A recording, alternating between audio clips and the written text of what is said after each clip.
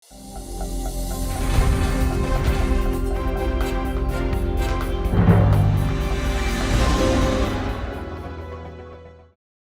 นกจราจรปกส.แขวงหัวพันสรุปการลงพักงานของนักศึกษาสั้นสูงหุ่นถี่5วิทยาลัยตำรวจประชาชนเลข1ในวันที่17 มิถุนายน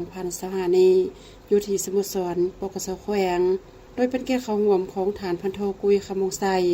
รองหัวหน้าห้องตำรวจปกส.แขวงหัวพันมีหัวหน้าคณะแผนก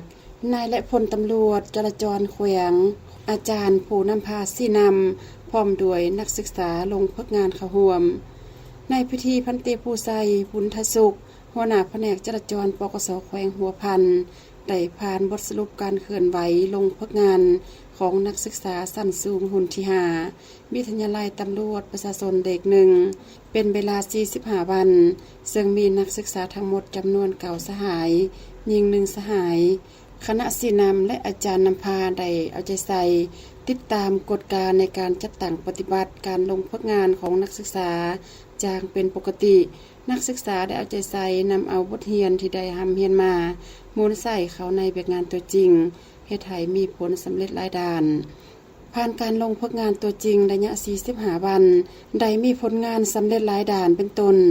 ลงกฎกาตามสายทางและประจำปม51ครั้งศึกษาอบรมผู้ละเมิดระเบียบจราจร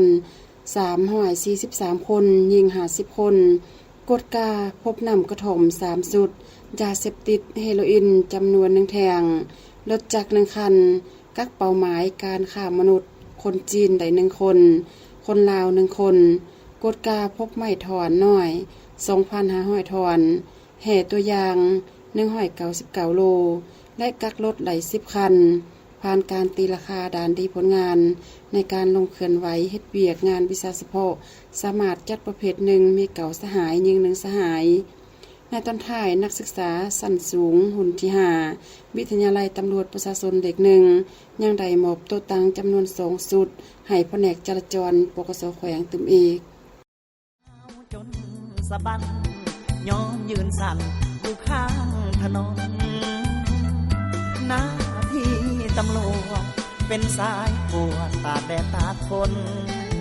เพื่อระเบียบพี่น้องมวลชนสายถนนให้ถือกฎจราจร